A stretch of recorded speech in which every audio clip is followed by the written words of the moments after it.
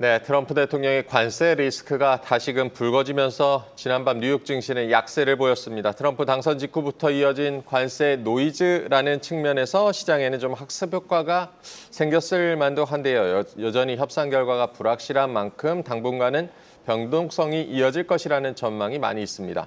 네, 오늘 우리 시장 같은 경우에는요, 트럼프의 상호 관세 그리고 삼성전자 실적을 소화하고 있는데요. 다행인 점은 코스피 지수 상승불 켜내주고 있습니다. 시장에 대한 변수 짚어보도록 하죠. 매크로인사이트 오늘은요, 김영환 NH투자증권 연구원 모셨습니다.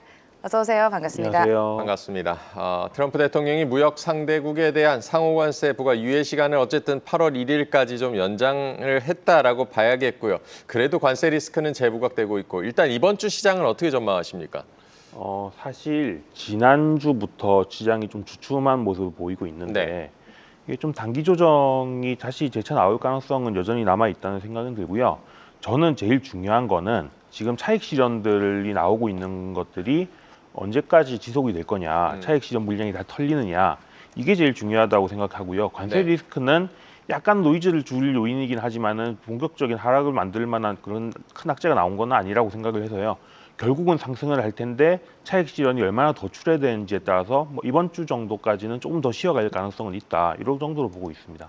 네, 오늘 이슈 중에 하나는 당연히 삼성전자의 잠정 실적이었던 것 같습니다. 실적에 대한 눈높이가 낮은 상황 속에서 컨센을 더 하회하는 영업이익을 기록을 했는데요. 자사주 소식까지 전해지면서 주가는 그렇게 큰 변동은 보여주지 않고 있습니다. 어떻게 보셨습니까, 실적? 그 삼성전자 네. 실적은 항상 잘 나오면은 그걸 선반영해서 먼저 주가가 올랐다가 실제 발표 시점에는 그냥 좀 시들한 네. 경우도 많고요. 네. 오히려 안 좋게 나올 때도 그렇게 미리 선반영을 해서 주가가 내려가 있는 다음에 실제로 발표될 때는 충격을 그렇게 받지는 않는 모습들이 많았었어요. 이번도 좀 비슷한 양상인 것 같고요. 물론 이제 영업이익 컨센서스가 6조대였는데 4조대가 나왔기 때문에 분명히 쇼크가 나온 것 자체는 맞는데 어느 정도는 사람들이 좀 예상은 하고 있었다. 네네. 그래서 큰 영향을 받지는 않는 모습이었고 자사주 매입 효과도 그걸 받쳐주는 요인으로 작용을 하니까 크게 변동하는 추가적인 악재가 나온 건 아니다. 이런 정도 생각은 들고요. 다만 이제 오늘 양상을 보면은 삼성전자는 약간 밀리고 있고 하이닉스 올라가고 네. 있고 결국은 하이닉스의 주도력을 좀 재확인하는 과정이 아니었느냐 이런 생각이 드네요. 하이닉스의 주도력을 재확인하는 시점이 아닌가. 최근 반도체 업황을 두고도 말씀하신 대로 개선을 기대하는 의견과 아직은 좀 이르다는 의견들이 조금 나뉘는 듯한데요. 지금 이런 분위기, 하반기에도 HBM과 레거시 반도체의 차별화는 이어질 거라고 보십니까? 그럴 것 같습니다. 그러니까 두 분도 아마 최근에 가전이나 휴대폰을 바꾸고 싶다는 생각은 잘 안 드실 거예요. 물가가 워낙 올라가다 보니까 사람들이 뭔가 그런 큰 지출을 하는 것들, 내구재 지출을 하는 것들을 상당히 부담스러워하고 있는 상황인데 이게 한국만이 아니라 전체적으로 다 마찬가지입니다. 미국에서도 상위 10% 가구조차도 지금 자기들이 풍족하다고 느끼지 못한다 이런 얘기들을 하고 있는데 네. 그런 상황이라면은 아무래도 이런 레거시 반도체, 그러니까 가전이나 PC, 스마트폰 이쪽 교체 수요가 줘야 되는 입장에서 약간은 좀 주춤할 수밖에 없는 상황이지 않나 싶고요. 근데 AI 반도체 같은 경우는 기업들이 향후 미래를 보고 대규모 투자를 하는 분야니까 이 둘 분야의 좀 차별화는 앞으로도 당분간 갈 수밖에 없고 결국 HBM을 잘 하는 쪽들이 좀 주도력을 가질 것 같습니다. 네, 관세에 대해서 조금 더 깊이 알아보도록 하겠습니다. 8월 1일에 부과를 하겠다라고 이야기를 했는데 사실 그때까지 시간이 있어서 추가 협상 가능성도 지금 제기가 되고 있습니다. 연구원님은 어떻게 보십니까? 이게 말이 매일매일 바뀌니까요. 맞아요. 그러니까 이게 사실은 이거를 천재 스케줄을 그렇게 신뢰할 수 있느냐는 잘 모르겠고요. 여튼 시나리오를 생각해 보면은 세 가지 정도로 쪼개볼 수 있을 것 같습니다. 하나는 베스트는 여튼 8월 1일까지로 협상 시한을 정해놨으니 네. 그 전이 빠르게 진행되지 않겠느냐. 그 전에 조기 타결되는 게 첫 번째 제일 긍정적인 시나리오일 거고요. 제일 나쁜 시나리오라고 하면은 8월 1일조차도 협상을 못했으면 그때는 처벌을 받아야지. 그래서 25% 상호관세 부과를 받는 경우가 네. 될 텐데 그리고 그 나머지는 그 중간 어딘가쯤에서 협상이 잘 되진 않지만 진전은 있고 협상을 여튼 하고 있으니 좀 더 지연이 되고 이런 형태이지 않을까라고 생각이 되는데요. 사실 그러니까 그 두 번째 가능성, 그러니까 워스트 시나리오를 제외하면은 증시에 크게 나쁠 것 같지는 않아요. 지금까지도 질질 끌고 오면서 주가는 다른 요인 때문에 올라갔으니까 그렇게 보면은 첫 번째 내지는 세 번째 시나리오 정도만 해도 지금 정도의 유지는 가능하다라는 정도 생각이 들고요.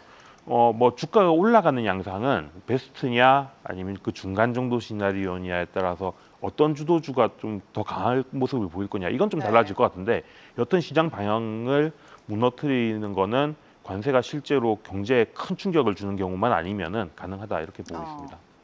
네, 이미 관세에 대해서 시장은 좀 학습 효과가 있다라고도 봐야겠고요. 최악은 아닐 것이라고도 긍정적인 시각도 좀 주목해 볼 필요가 있겠습니다. 지난 6월에 이제 반도체와 자동차 수출 같은 경우는 나쁘지 않았고 다시 그렇지만 관세 우려가 좀 등장한다면 이런 수출주들의 부담은 어떻게 보십니까? 뭐 관세 이슈가 당연히 이 분야들의 수출 실적에 부정적인 건 맞는데 네. 사실 그렇기 때문에 이 수출주들이 못 올라가는 게 사실이죠. 사실 연초 이후에 주가가 올라간 양상들을 보면은 뭐 조선, 방산 같은 뭐 우리가 트럼프 수혜주라고 얘기하는 네. 쪽들이 주도력이 있었고 그 바톤을 이어받았던 게 뭐 금융주, 지주사 이런 신정부의 상법 개정안과의 기대를 부응하는 기업들이었잖아요. 근데 여기서 소외됐던 게 이런 대형 수출주들이었는데 사실 그 이유가 결국 관세 리스크가 있는 상황에서 과연 수출이 계속 좋을 수 있느냐. 잠깐 좋아봐야 이거는 그 뒤에 관세를 부과 이전에 미리 당겨서 수요가 나간 것뿐이다. 이런 해석들이 많았기 때문에 주가가 못 올라간 거니까요.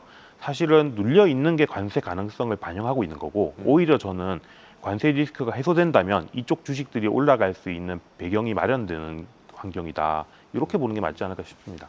네, 이번 주에 또 체크해야 될 이벤트가 FOMC 의사록이 공개가 됩니다. 지난주 고용 시장이 호조를 보이면서 연준의 금리 인하 기대감이 지금 축소가 된 상황인데 금리 전망 어떻게 하고 계십니까? 연준 금리 인하는 여전히 한 2번 정도 가능하다. 9월 정도부터 시작해서 올해, 2번 정도 네. 가능하다. 이렇게 생각은 하고 있고요.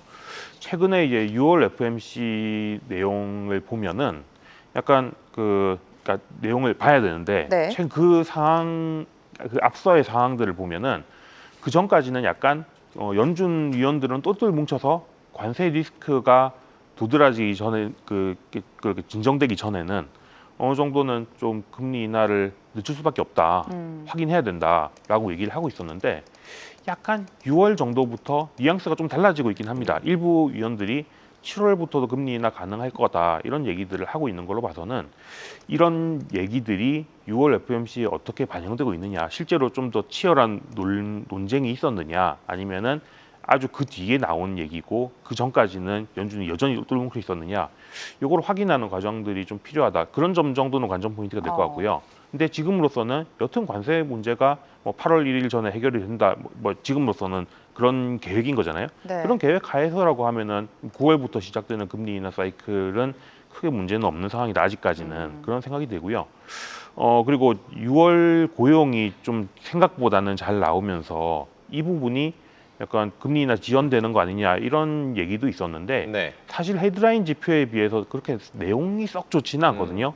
뭐 의료나 교육 분야 말고는 나머지 고용들은 그렇게 잘 창출되고 있는 상황은 아니어서 전반적으로 경제의 활력이 돌아가는 그런 상황은 아니기 때문에 이게 금리 인하를 뭐 지연시킬 요인이냐 아직까지는 그렇지는 않은 것 같습니다. 네, 아마도 모레 새벽에 공개될 FOMC 의사록을 좀 확인을 해보셔야겠고요. 9월부터 금리 인하가 가능할지도 좀 챙겨보셔야겠습니다. 경기 둔화와 같은 이런 펀더멘털 우려에도 불구하고 뉴욕 증시는 최근에 이제 뭐 사상 최고치를 다시 경신하는 등 좋은 흐름을 좀 보이고 있는데 뉴욕 증시는 어떤 상황으로 보시고 앞으로 이제 추가 상승 동력도 있다고 보십니까? 이게 추가 상승 동력 충분하다고 봅니다. 그러니까 근본적으로는 이번 주식시장 상승 중, 그러니까 사실은 뉴욕 증시도 밀렸다가 지금 신고가를 다시 경신한 네. 상황이잖아요. 그 배경은 결국 유동성 장세인 것 같고요. 미국에서도 감세안 이번에 통과가 됐지요. 그리고 하반기 중에 여튼 금리 인하가 다시 또 시작될 거다라고 생각들을 하고 있고 그럼 이 두 가지는 결국은 양쪽 다 돈이 풀리는 얘기이기 때문에 그걸 감안해서 뉴욕 증시가 좋아지고 있는 상황이라고 하면은 이런 유동성이 더 풀릴 거라는 기대가 끝나기 전에는 뭐 상승이 여전히 지속될 수 있지 않을까라는 생각이 들고요. 사실 뉴욕 증시가 신고가 경신을 했지만은 그 조정받았다가 다시 올라가는 과정에서 시간을 또 좀 번 면이 있기 때문에 네. 실적 측면에서 보면 부담은 좀 줄어들었다고 보는 게 맞거든요. 그렇게 보면은 여전히 상승 여력은 있는 것 같습니다. 네, 유동성이 풀리면서 주춤했던 미증시가 다시금 상승세를 보여주고 있습니다. 이렇게 된다면 미증시를 제외한 비미국 증시의 흐름은 어떻게 흘러갈지 궁금해지거든요. 사실 연초 이후에는 네. 비미국 증시가 더 강했는데 그럼요. 네. 최근 들어서는 뉴욕 증시가 또 빠르게 올라가는 모습들이 보이고 있죠. 앞으로는 미국이 조금 더 주도력을 쥐고 가지만 양쪽이 같이 올라가는 모습이지 않을까라고 생각은 되는데요. 결국은 세계적으로 돈이 풀려서 돈의 힘에 의해서 올라간다고 하면은 그 유동성의 제일 큰 축은 아무래도 미국의 뭐 감세한 그리고 금리 인하일 수밖에 없고요. 그런 상황이라고 하면은 그 유동성이 미국을 좀 우선적으로 생각을 하고 나머지들도 같이 그 수혜를 받는 이런 형태가 될 가능성이 많아서 새롭게 유입된 유동성을 미국과 비미국이 나눠 가져가는데 미국이 조금 더 많이 가져갈 수 있다. 그런 측면에서 보면은 비미국의 상승 속도는 좀 둔화가 될 수 있다. 근데 방향성 자체는 다르진 않을 거다라는 생각이 들고요. 이게 방향성이 다르지 않다고 생각하는 이유는 기존에 있는 유동성을 빼서 미국으로 간다기보다는 이번 사이클은 새롭게 들어온 유동성이 미국과 비미국을 같이 들어가는 형태이기 때문에 네. 궤적이 양쪽이 달라지진 디커플링이 발생하지는 않을 것 같습니다. 네, 또 이번 주 목요일이죠. 한국은행 금통위가 예정되어 있습니다. 만장일치로 지금 동결이 전망이 되고 있는데 한국은행이 어떤 결정을 내릴지 또 시장에는 어떤 영향이 있을지 궁금해집니다. 어떻게 보세요? 뭐 이번에 금융위에서 그런 가계대출 좀 규제 방안 이런 것들을 내놓은 걸 보면은 네. 네. 그 상황에서 하느니 금리 인하를 또 한다는 거는 좀 모양새는 이상하긴 하죠. 사실 이 같이 또 협의체를 구성해서 논의를 계속 하고 계시기 때문에 그렇게 보면은 아무래도 7월 달은 발맞춰서 금리 동결을 할 가능성이 많을 보이고요. 다만 연내로 보면은 추가 금리 인하를 할 여력이 전혀 없느냐? 사실 여력은 작년보다는 올해가 좀 더 커졌고 그런 상황에서 지금은 조금 가계대출이 줄어드는 것들을 확인해야 되니 좀 쉬어가겠지만은 그게 확인된 이후에는 연내에 추가 금리 인하가 적어도 한 번 정도는 네. 가능할 것 같거든요. 그래서 인하 가능성은 남아 있는데 이번 달은 아닐 것 같다. 이 정도로 바라보는 게 맞는 것 같고요. 한국 입장에서도 그런 유동성이 늘어날 거라는 기대가 그렇게까지 다 반영돼 있던 건 아닌 것 같아요. 그래서 이 부분이 뭐 증시 입장에서 크게 실망할 요인이냐 그 단계는 아닌 것 같습니다. 네, 한국은행 7월에는 금리 동결이 예상되지만 연내 금리 인하는 열려 있다라고도 전망을 해주셨고요. 최근에 뭐 지수가 조정을 겪는 사이에 조선, 방산, 원전 뭐 이런 기존 주도주들의 주가도 좀 조정을 받는 흐름도 나왔는데요. 앞으로 이제 관세 리스크가 다시 이제 부각이 된다면 관세 무풍 섹터에 대해서 다시 관심이 높아질 거라고 보십니까? 그럴 것 같습니다. 그러니까 이쪽 주식들이 좀 조정을 받은 건 두 가지 이유가 있을 텐데 하나는 이제 나토 정상회의가 끝나면서 약간 모멘텀이 일단은 식었다라고 네. 하는 부분도 있을 거고요. 두 번째는 그냥 이미 너무 많이 올랐기 때문에 기존에 그거를 저 밑에서부터 들고 있던 투자자분들 같은 경우에는 단순 차익 실현을 하는 부분도 같이 있는 것 같아요.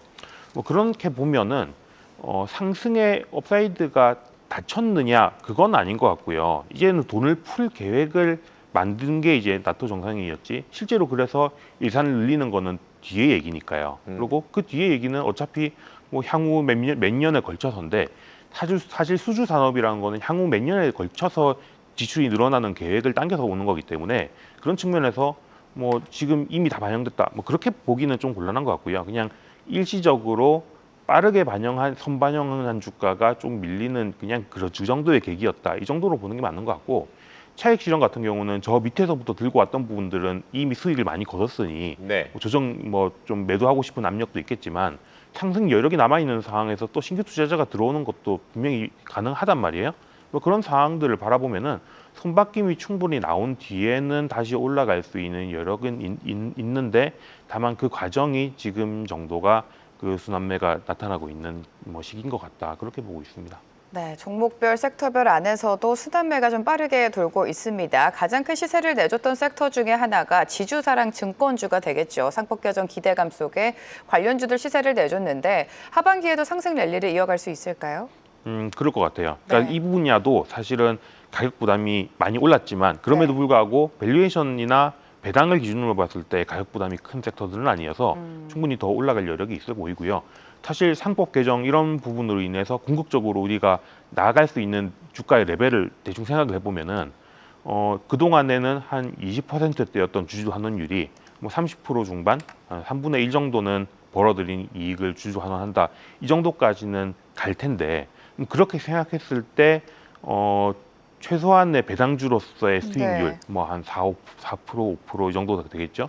그 정도까지는 시세를 한번 낼 것 같아요. 그렇게 보면은 아직까지는 뭐 증권주나 이쪽들이 부담이 크진 않다는 생각이 들거든요. 그래서 뭐 지금 뭐 안 그래도 아까 뉴스에서 배당수 분리 과세 이런 네. 얘기도 나왔는데 그런 모멘텀들이 다 반영되기까지는 뭐 하반기 중에도 시세를 계속 낼 거라고 생각하고 있습니다. 네, 상법 개정에 이어서 배당소득 분리과세에 대한 기대감 앞서 언급해 주셨는데 오늘 그 기대감 속에 은행주가 가장 큰 시세를 좀 내주고 있습니다.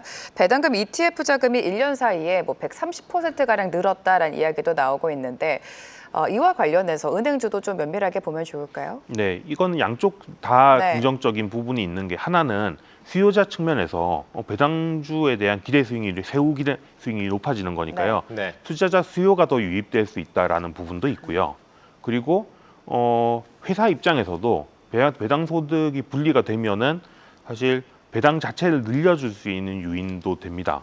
왜냐면은 이제 대주주 입장에서 바라볼 때도 그러면은 배당을 굳이 유보를 안 해두고 배당을 늘렸을 때 자기가 가져가는 사실 포션도 더 커지는 거니까요. 그런 측면에서는 뭐 배당주 ETF, 은행주 다 같이 긍정적으로 수요와 자금을 그 배당하는 입장, 회사의 입장과 투자자의 입장 양쪽에서 다 긍정적으로 보고 있습니다.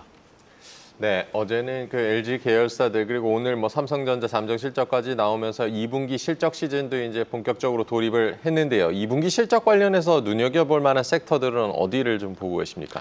사실은 이번 사이클은 근본적으로 실적 장세는 아니고 좀 유동성 장세의 성격이 강하다고 생각은 하는데 네. 여튼 어닝 시즌 중에는 또 실적주들도 체크를 해야겠죠. 사실은 전반적으로는 시장의 실적 전망은 2분기나 3분기는 좀 하향 중이에요. 그래서 네. 좀 그럼에도 불구하고 좋은 종목들로는 조금 수급이 몰릴 수 있다는 생각은 들고요. 업종으로 보면은 유틸리티, 유통, 운송, 건강관리 이 4개 섹터가 2분기와 3분기 실적이 같이 상향되고 있는 중입니다.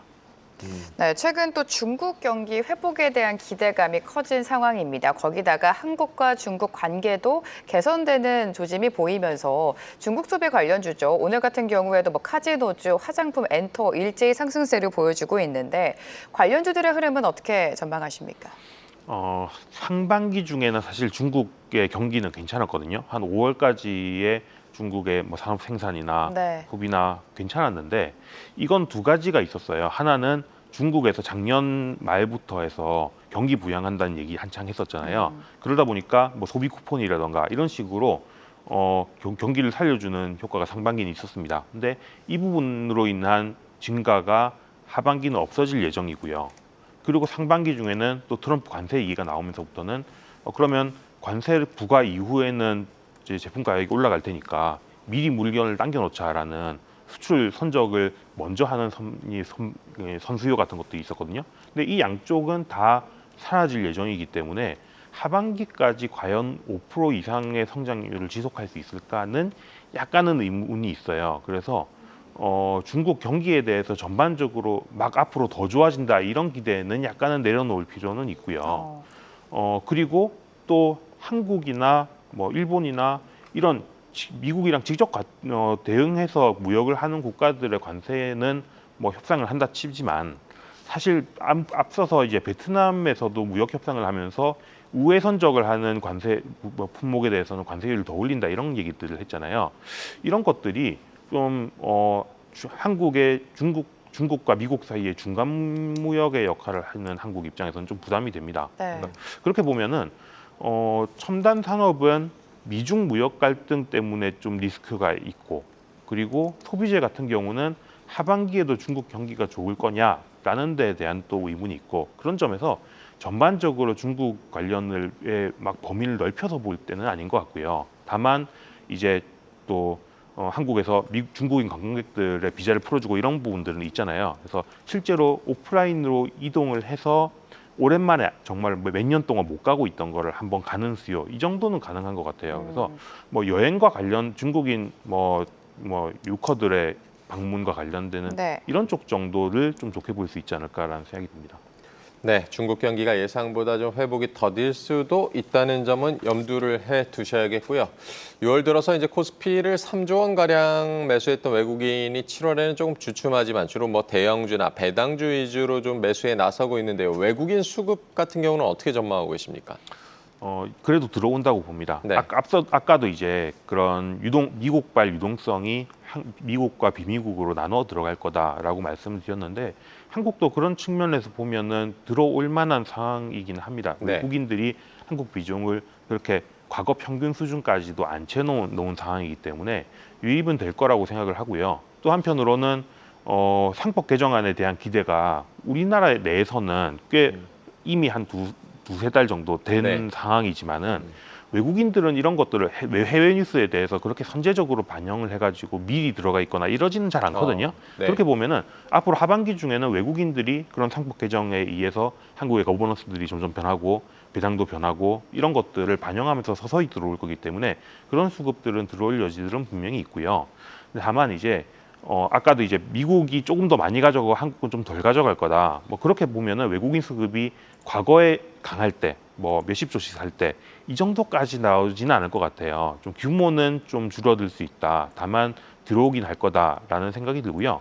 근데 좀 재밌는 게 외국인이 들어오는 규모가 아주 크진 않더라도 한국은 지금 개인들도 주식시장으로 들어오고 있는 상황이기 때문에 개인과 외국인의 수급이 합쳐지면은 주식시장의 상승폭은 과거의 외국인 매수 강도가 강할 때보다 약하더라도 주가 상승은 그때보다 더 클 수 있다 이렇게 보고 있습니다. 네, 규모가 크지는 않지만 그래도 외국인의 매수가 들어올 것이다라고 전망하고 계시고 거기다 더해서 개인 투자자들의 매수도 지수 상승을 이끌 수 있다라고 말씀해 주셨습니다. 6월 상승장일 때 외국인은 적극적인 매수에 나서 좋습니다만 반면에 연기금 같은 경우에는 5천억 원 넘게 좀 순매도를 이어왔습니다. 연기금의 동향은 어떻게 보세요? 연기금은 크게 기대할 게 없죠. 그러니까 국민연금이 제일 큰데요. 네네. 국민연금은 장기적으로는 결국 한국 주식을 조금씩 비중을 줄여가는 중이란 말이죠. 네. 아무래도 왜냐하면은 뭐 2030년대, 40년대로 갈수록 연금으로 들어가는 자금보다 나가야 되는 자금들이 더 많아지기 때문에 유동성이 풍부한 시장으로 자금을 옮겨놓는 과정들이 필요하니까 그거는 뭐 어쩔 수 없는 얘기고요. 그런데 그런 상황에서 어느 정도까지 비중을 채울 수 있느냐가 딱 정해져 있는 상황에서는 주가가 떨어지면은 자연스럽게 전체 그 연기금 포트폴리오에서 한국 주식 비중이 떨어지기 때문에 기계적으로 살 수 있는 환경이 됩니다. 반면에 한국 주가가 많이 올라가면은 오히려 팔아야 되는 상황이 되고요. 그래서 약간 연기금은 주가가 떨어지면 수급이 들어오고 주가가 오르면 나가는 약간 자동 조절 장치 같은 역할을 해준다라고 보는 게 맞을 거고요. 지금 상황에서는 연초 이후에 굉장히 뭐 관세 충격 이런 것들이 나오면서 주가가 떨어졌을 때는 외국인들이 그 연기금이 일부 사주는 역할을 했는데 지금은 사실 2021년을 제외하면 코스피가 가장 높은 레벨에 도달해 있지 않습니까? 그런 상황에서 외국인 연기금이 들어오기는 좀 어려운 환경이라고 보시면 되겠습니다. 네, 한때 우리 증시가 어려웠을 때 지수 방어 역할을 했던 연기금 앞으로는 그 역할을 좀 기대하기는 어려울 수 있다라고 짚어주셨고요. 하반기 투자 전략 저희가 어떻게 세워보면 좋겠습니까? 네, 뭐 시장은 일단 상승 방향이라고 염두에 두고 새롭게 들어온 유동성이 메말라기 전까지는 위쪽으로 바라보자라고 말씀드리고 싶고요. 어떤 주식을 사야 되느냐는 세 가지를 섞어 살 필요가 있다는 생각이 듭니다. 아까도 다 말씀을 드렸지만은 상법 개정안 이런 거와 관련돼서 뭐 주주 환원이 늘어날 때 수혜가 될 수 있는 주식들, 배당주들. 그리고 두 번째는 뭐 트럼프 정책 수혜주가 지금은 단기 차익 실현이 출해되고 있지만은 충분히 그것들이 나오고 나면은 향후 나토에서 국방비를 늘리는 것들을 수주를 받아오면서 올라갈 수 있는 여력이 분명히 남아 있다. 그리고 관세 문제도 결국 해결되고 나면은 저 아직 못 올라오고 있는 대형 수주주도 같이 올라올 수 있다. 이 세 가지 분야의 주식들은 다 같이 좀 들고 갈 필요가 있다라는 생각이 들고요. 그 중에서 뭘 하나를 좀 더 특정해서 골라보자라고 한다면은 저는 조선방산 같은 우리가 소위 트럼프 정책 수혜주라고 얘기했던 분야들이 제일 조금 유효하지 않나 싶습니다. 일단 관세 리스크라는 거는 계속 말이 바뀌고 있으니까 또 어떤 노이즈가 나올지 모르는 상황에서 이 부분으로부터 좀 자유롭다라는 게 첫 번째고요. 두 번째는 나토가 국방비를 늘린다라는 거는 이제는 정해진 사실이 됐으니까 그럼 이쪽의 수주들이 나올 때마다 상단을 계속 높여갈 수 있는 분야라는 것도 맞고요. 마지막으로는 미중 간의 무역 갈등이 나올 때 이 관련되는 리스크가 부담이 되는 기업들이 사실은 많을 수밖에 없는데 일로부터 좀 자유롭다라는 점에서 여러 가지 면에서 이 세 가지 분야의 주식은 다 들고 갈 필요가 있지만 그 중에 원픽을 꼽는다면 저는 조선방산을 말씀드리고 싶습니다. 네, 여러 가지 지금 시장에 남아있는 불확실성들을 볼 때 조선방산과 같은 이런 트럼프 정책 수혜주가 유망할 수 있다라고 정리를 해주셨습니다. 오늘 김영환 NH투자증권 연구원과 함께했습니다. 고맙습니다. 고맙습니다. 계속해서 다양한 경제 이슈를 알고 싶다면 구독과 좋아요, 알림 설정 부탁드립니다. AI 캐스터 권미정이었습니다.